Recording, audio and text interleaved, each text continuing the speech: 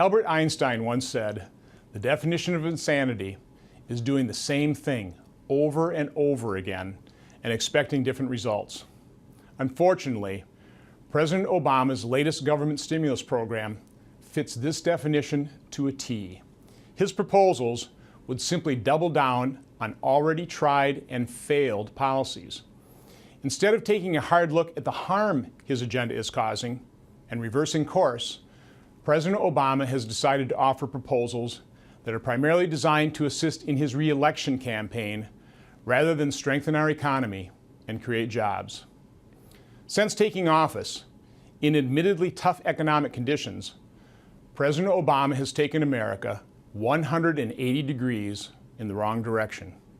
His failed $800 billion stimulus, Obamacare, Dodd-Frank, and the explosion of his administration's other job-killing regulations have combined to put a stranglehold on our economy.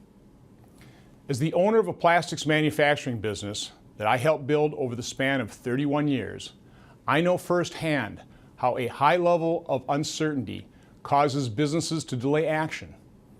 Business owners and managers need to feel confident that the rules of the game won't change before they are willing to risk their hard-earned capital to start or expand their business. After living under the Obama agenda for 2.5 years, consumers and businesses simply do not have the confidence they need to spend and invest.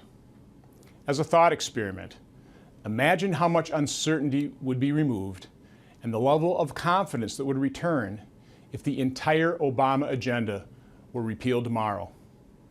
A pretty pleasant thought, isn't it?